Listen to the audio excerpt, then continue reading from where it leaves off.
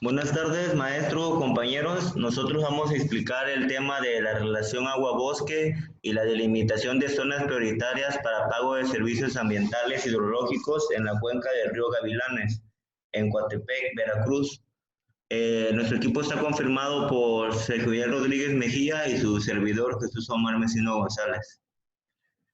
Bueno, como introducción vemos que los beneficios que ofrecen los bosques a nivel local, regional y mundial también derivan de su valor como fuente de abastecimiento de agua, centros de diversidad biológica, origen de diversos productos madereros y no madereros, y también como lugar de recreación y estabilizadores del suelo frente a los procesos erosivos. Bueno, como sabemos, a través de los bosques se obtienen diversos beneficios, ¿no? Los servicios ambientales que se obtienen son desde alimentos, recreativos, agua y también ofrecen estabilización frente a los procesos erosivos o artificializadores del suelo. Bueno, los bosques se han asociado con diversos servicios ambientales a nivel de cuenca hidrológica, destacando los siguientes. 1. Regulación de los flujos de agua. 2. Conservación de la calidad del agua. 3. Control de la erosión y sedimentación. 4. Reducción de la salinización del suelo. Regulación del nivel freático. 5. Conservación de hábitats acuáticos. Bueno, los bosques, además de brindarnos beneficios directos como puede ser combustible o alimento, dentro de, a nivel de cuenca hidrológica, se destacan estos 5 beneficios que el bosque brinda, ¿no? Como sabemos, el bosque cumple una función muy importante en el ciclo hidrológico y también en la conservación de la calidad del agua, también en los procesos de erosión y sedimentación. Sabemos que funciona como una barrera que evita la erosión y sedimentación, ya sea por arrastre o por otra causa. Y también reducen la salinización y conservan los hábitats acuáticos. Ubicación geográfica de la cuenca del río Gavilanes. La cuenca del río Gavilanes es la principal fuente de abastecimiento de agua para la ciudad de Coatepec. Tiene una superficie de 36.8 kilómetros cuadrados y se localiza al noroeste de los municipios de Coatepec y Xico, Veracruz. Una de las características relevantes desde el punto de vista ecológico es que presenta diversas condiciones climáticas, topográficas y biológicas en un espacio relativamente pequeño, 15 kilómetros de longitud, lo que le confiere condiciones de ecotonía muy particulares.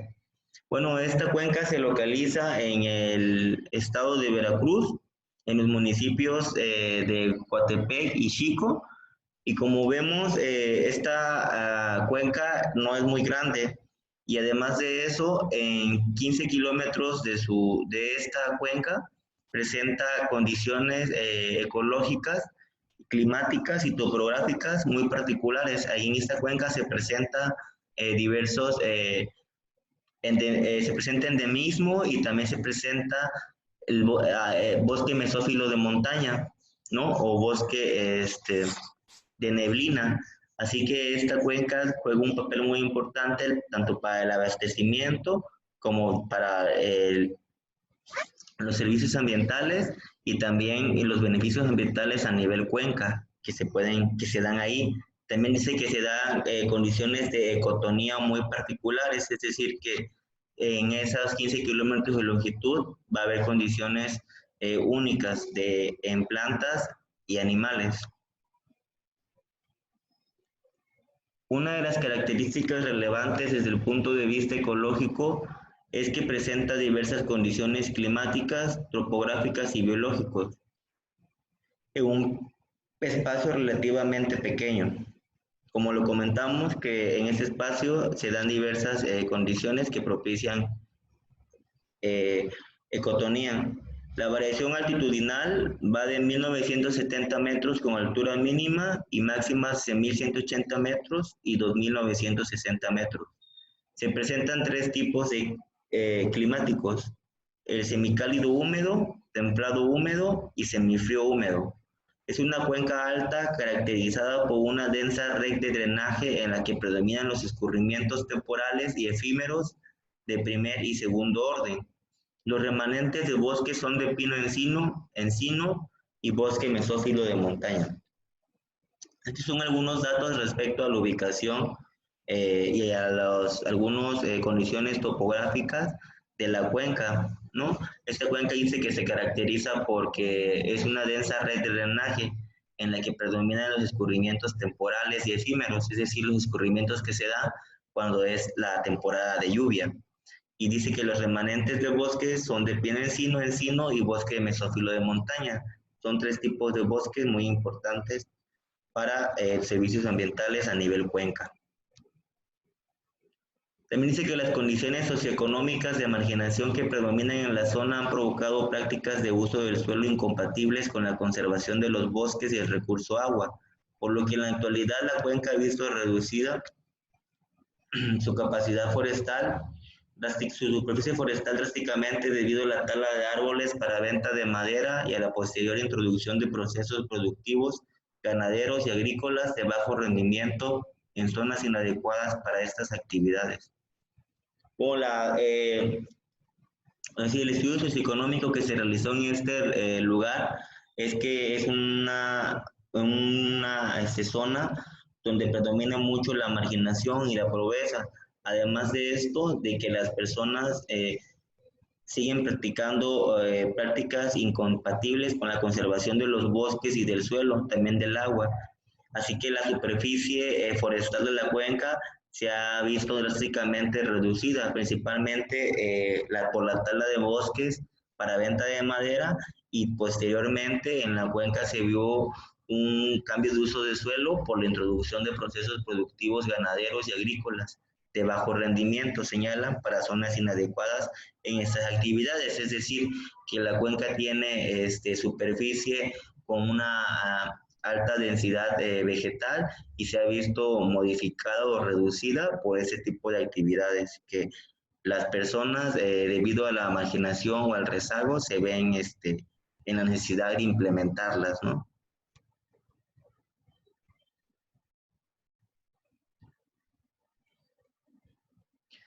La disminución apresurada de las masas forestales en la cuenca ha provocado una considerable pérdida de biodiversidad, así como el incremento en la susceptibilidad erosiva del paisaje, la alteración de los procesos de formación del suelo y la disminución de la humedad atmosférica. Bueno, las repercusiones de este tipo de actividades se manifiestan en que las masas forestales han disminuido y también por ende la biodiversidad tanto de flora y fauna y también el territorio se encuentra más susceptible a la erosión, ¿no? Y también que se alteran los procesos de formación del suelo. Sería una de las consecuencias de esas actividades que están pasando en la cuenca del río Gavilanes. Respecto a la caracterización socioeconómica de la cuenca, en ese territorio habitan 463 personas distribuidas en 10 localidades rurales, donde se registran 89 viviendas, de las cuales solo 34% cuenta con agua entubada y el 16% tiene servicios de electricidad y drenaje. Las localidades rurales que conforman la cuenca se encuentran orientadas productivamente hacia las actividades primarias y por lo general con muy bajos niveles de incorporación tecnológica. Las estrategias de supervivencia que han desarrollado los pobladores de esta cuenca son variadas y se enfocan a la diversificación productiva. Tales actividades pueden estar orientadas tanto a la satisfacción directa de las necesidades primarias como a la obtención de ingresos monetarios. Bueno, en esta cuenca habitan 463 personas y está contribuida por 10 localidades, ¿verdad? Dice que aquí lo que se ha dado, las actividades que se han dado en la cuenca son orientadas principalmente a las actividades primarias, como puede ser la agricultura y la ganadería, y con muy bajos niveles de incorporación tecnológica, es decir, que no cuentan con tecnología para llevar a cabo estas actividades. Todo es de manera rudimentaria. Y las estrategias, además de estos dos tipos de actividades primarias, También las personas se dedican a la obtención de materias primas, puede ser leña, como también a la venta de la misma para obtener ingresos monetarios. Y entre otras actividades también incluye la siembra de maíz, la práctica de ganadería, básicamente de cabras y borregos. También se ha aunado a esto la elaboración de casera de quesos, complementan esas actividades. La práctica también de una economía de traspatio conformada por diversas aves y cerdos. Y finalmente, dentro de las actividades no se excluye el hecho de que en ciertas épocas del año se emplean como asalariados. Como vemos, hay un gran rezago social en y económico en este territorio de la cuenca que se ha visto manifestado, ¿no?, en diversos daños a la cuenca. Por otro lado, la intensidad de uso del suelo o la apropiación territorial.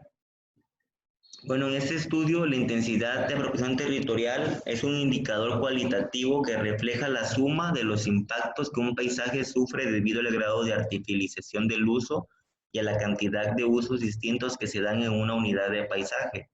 Por lo tanto, para poder construirlo y cartografiarlo, fue necesario conocer la diversidad de usos del suelo, entendida como la cantidad de usos diferentes que se dan al interior de una unidad de paisaje, elaborándose mapas parciales para cada uso del suelo, a partir de un mapa de tipos de vegetación y usos del suelo, elaborado mediante fotointerpretación de fotografías aéreas, escala 1, 20.000 del INEGI. Bueno, en ese estudio del pago por servicios ambientales que se realizó en la cuenca Río Gavilanes, se hizo un estudio sobre la intensidad o la artificialización que se ha llevado, que ha sufrido el suelo en esa cuenca.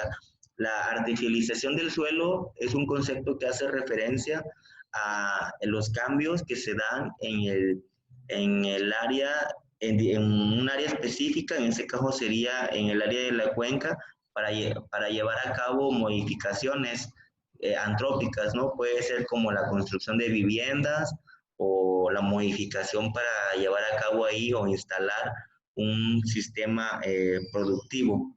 Eso sería la artificialización y la intensidad del uso del suelo. Así que para elaborar para determinar cuáles son las áreas de la cuenca que son las más adecuadas para el pago de servicios ambientales, se determinó a través de la elaboración de un sistema de información geográfica en qué áreas de la cuenca se ha dado un mayor grado de artificialización o modificación del paisaje y del suelo. Y este factor de artificialización, este grado fue un factor de ponderación muy importante, ya que refleja la profundidad en el que el uso transforma el paisaje. Es la suma de todos los cambios que se han dado en el paisaje.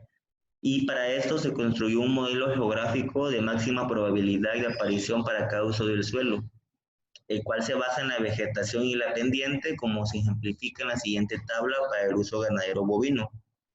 Bueno, aquí nos muestra un ejemplo de cómo fue que con cuáles variables se determinaron cuál ha sido la intensidad del uso del suelo dependiendo de la vegetación y la pendiente.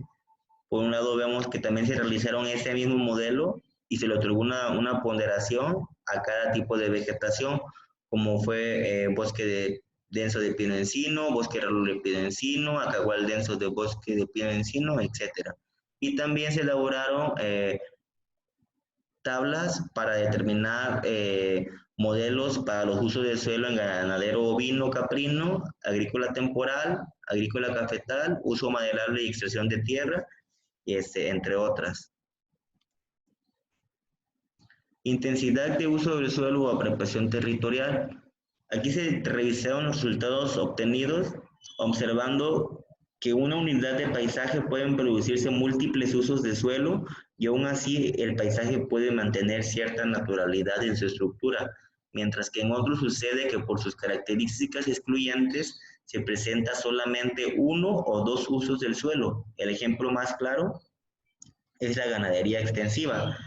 Bueno, en base a estos datos que se obtuvieron, En base a las tablas, al uso, a la actividad y al tipo de vegetación y la pendiente, se observó que en ciertas unidades de paisaje se pueden producir múltiples usos de suelo, como pueden ser y mantener todavía cierta naturalidad en su estructura. Podría ser, por ejemplo, un cultivo agroecológico en el que el suelo sí se modifica para llevar a cabo una actividad, pero también se mantiene la naturalidad porque se está, digamos, sembrando de una manera agroecológica y se mantiene la estructura. También se utilizan mismo residuos vegetales, etcétera. Y por otra parte, hay partes de la cuenca en las que el uso del suelo presenta características muy excluyentes, en el que es decir, hay solamente uno o dos tipos de uso del suelo. Por ejemplo, puede ser la ganadera, que solamente es una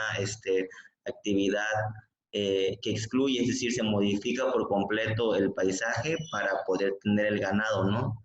Se modifica y la diferencia es que en otras unidades se mantiene la naturalidad del suelo. La artificialización de los usos se refiere a la profundidad de la huella que cada uso de suelo deja en el paisaje. La idea de ponderar el uso del suelo según su grado de artificialización se extrajo de las investigaciones realizadas por Godron y Poissonet, y en algunos casos fue necesario ajustar la escala a las características propias del territorio. El indicador de la artificialización del suelo nos indica la fuerza invertida en la transformación del paisaje, la rudeza del uso del suelo para la integridad natural, particularmente sobre la estructura vertical de la vegetación, por lo que los sitios con mayor intensidad de uso del suelo son también los que presentan mayor deterioro ecológico. Pues es decir, aquí nos explica que a mayor intensidad de uso del suelo, mayores van a ser los deterioros ecológicos que se van a presentar en ese lugar. Y esta edición nos permite utilizar el concepto de intensidad de uso de suelo, la que se puede expresar matemáticamente como la suma del factor ponderado de la artificialización para cada uso del suelo, sumando el número total de usos que en esa unidad se producen, de tal manera que la intensidad del uso del suelo puede estimarse de acuerdo a la siguiente ecuación.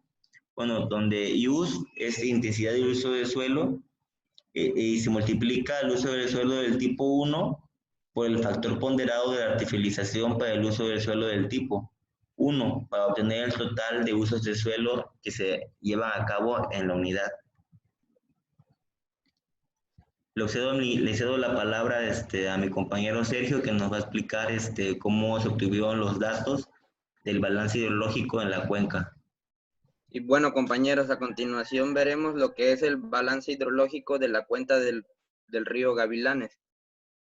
La evaluación de los recursos hídricos de una cuenca requiere de una estimación correcta del balance hidrológico, es decir, comprender el ciclo en sus diferentes fases, como la forma en que el agua se recibe por precipitación o neblina, se reparte entre el proceso de evapotranspiración, escorrentía e infiltración. En el presente estudio, el balance hidrológico se realizó en cada uno de los paisajes hidrológicos previamente establecidos, de acuerdo a un criterio de clasificación geoecológica que permitió integrar los diferentes componentes que inciden en el ciclo del agua.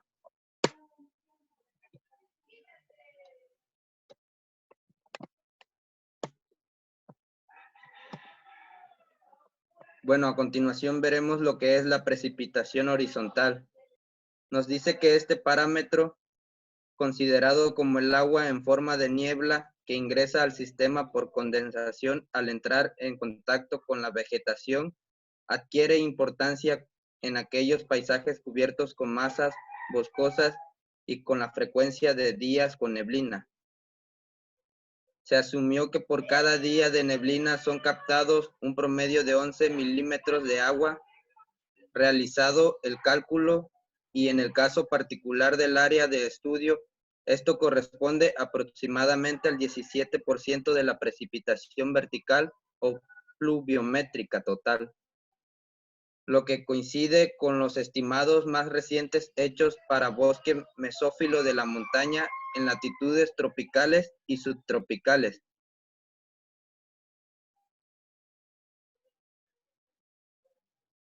Para este cálculo se analizaron todos los elementos climáticos disponibles, básicamente precipitación, temperatura, evaporación y días con neblina de las estaciones de Coatepec, de la cuenca media, y tembladeras de la cuenca alta. Con esta información se desarrolló un análisis donde se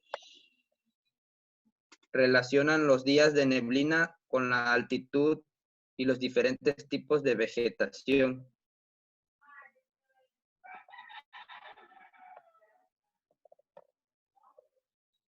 Bueno, nos dice que la captación neta se considera la captación neta con la suma de la precipitación vertical o pluviométrica y la precipitación horizontal por unidad de área. Con la finalidad de conocer la captación vertical, se utilizó el mapa climático del estado de Veracruz elaborado por el Ordenamiento Ecológico del estado de Veracruz. Para generar la información sobre la precipitación vertical a nivel mensual fue necesario descubrir la distribución temporal dinámica de la precipitación vertical, para lo cual se utilizaron los porcentajes promedio mensuales de la precipitación en la estación de Coatepec, que cuenta con 17 años de mediciones.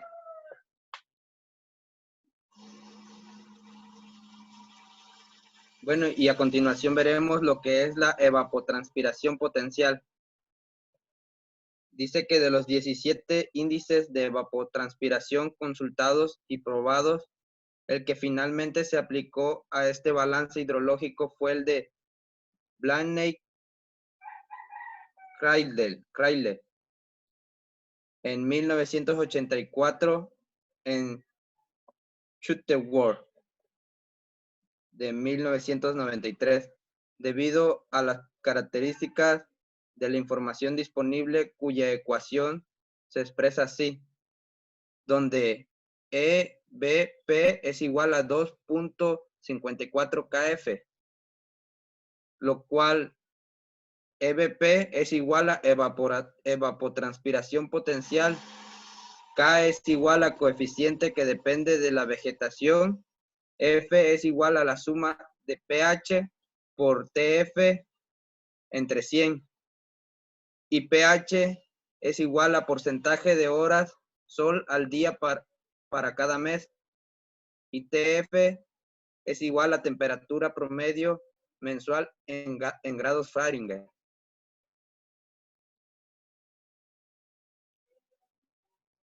Bueno, la infiltración. Para estimar la infiltración, en la presente investigación se construyó un modelo geográfico basado en los siguientes componentes y condiciones del paisaje, como tipos de roca, suelos, vegetación, ángulo de inclinación de las pendientes y posición hidrodinámica del relieve, así como podemos ver en la imagen que viene a un costado. Nos dice que el tipo de suelo influye mucho en la infiltración, ya que si es un suelo permeable, puede ser más rápida la infiltración que en un suelo comprimido o compacto.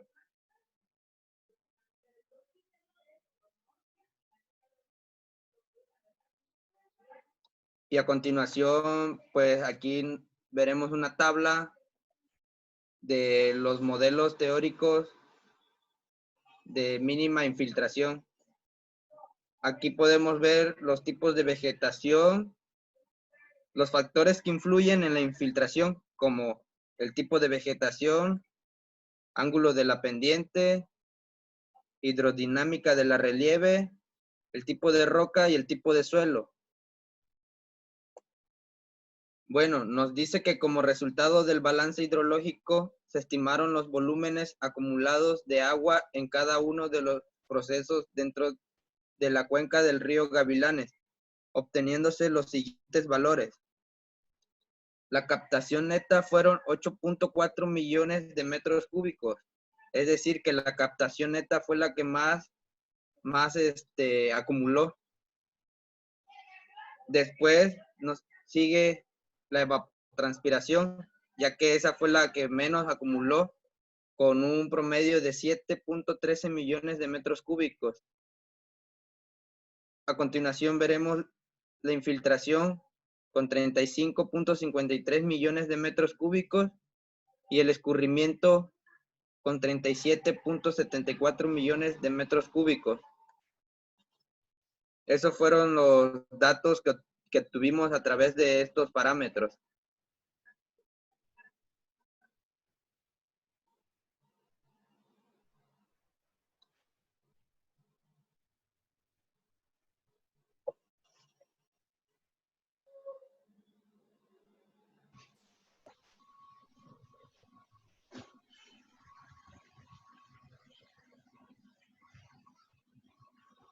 Bueno, yo les voy a hablar sobre la delimitación de zonas prioritarias para pagos de servicios ambientales.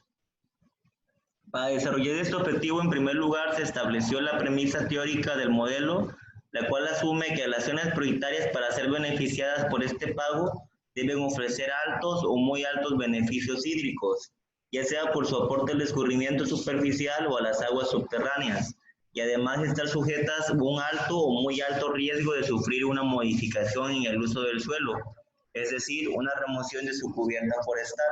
O los pagos por servicios ambientales son un instrumento económico que se otorga a ejidatarios a cambio de ceder sus tierras para ofrecer un beneficio ecológico.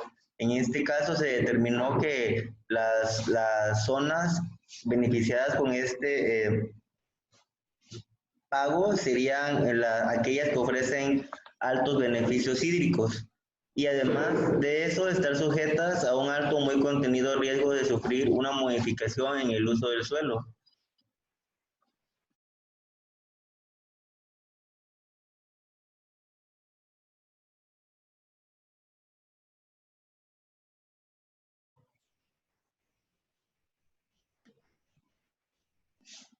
Bueno, el riesgo de deforestación se concibe al riesgo como la situación en la cual los paisajes hidrológicos están expuestos ante uno o más factores de perturbación capaces de cambiar la estructura y composición de la vegetación debido a que existen condiciones ambientales favorables para ellos. Como se observa en el mapa de riesgo de deforestación de la cuenca que se presenta a continuación, las zonas con cubierta forestal que se presentan en menor riesgo de deforestación se localizan en paisajes de difícil acceso, debido a lo abrupto del relieve, por lo que la presión del uso circundante es baja. Se trata de unidades contiguas muy bien conservadas que cubren una superficie de 1.105 hectáreas, equivalentes al 23% de la superficie de la cuenca. Bueno, aquí en color verde fuerte, son las áreas con menor riesgo de deforestación de la cuenca, porque su acceso o su relieve es muy abrupto y complicado.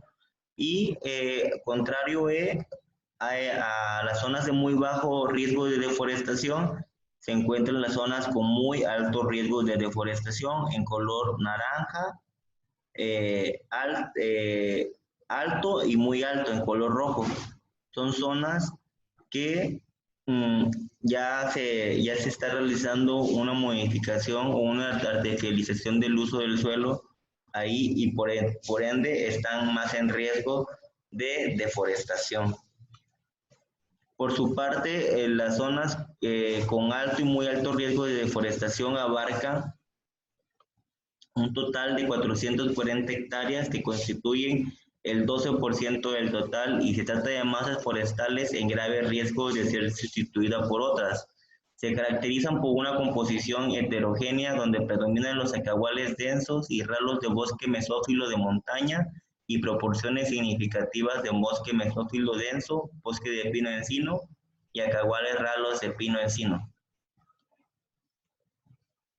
Y por último, las unidades ecológicas que presionan a estos bosques son los pastizales desnudos o pastizales con pesma. pastizales con árboles dispersos y en menor medida los cafetales. Estas unidades en conjunto abarcan el 45% de la cuenca, lo que refleja el intenso proceso de apropiación territorial que ha sufrido esta zona. La distribución de estas unidades no sigue un patrón específico, aunque se observa que las limitaciones que impone la pendiente han dirigido de cierta manera la expansión de los poteros y cultivos, lo que resulta mucho más rentable económicamente, aunque provoque efectos negativos en las condiciones ecológicas de los paisajes. Y hay muchas áreas de la cuenca en las que ya se está llevando una modificación y ya se está llevando una remoción completa de la vegetación para poder instaurar potreros o cultivos que resultan mucho más rentables económicamente para las personas del lugar, pero que representan también un efecto negativo en las condiciones ecológicas del área. Bueno, y en los resultados, las zonas prioritarias para aguas superficiales, como su nombre lo indica, zonas prioritarias para el pago de servicios ambientales, se construyó con el objetivo de resaltar aquellas porciones territoriales por su alta contribución al escurrimiento superficial neto y puede estar sujetas a un alto riesgo de deforestación. Es preciso atender mediante el pago por servicios ambientales.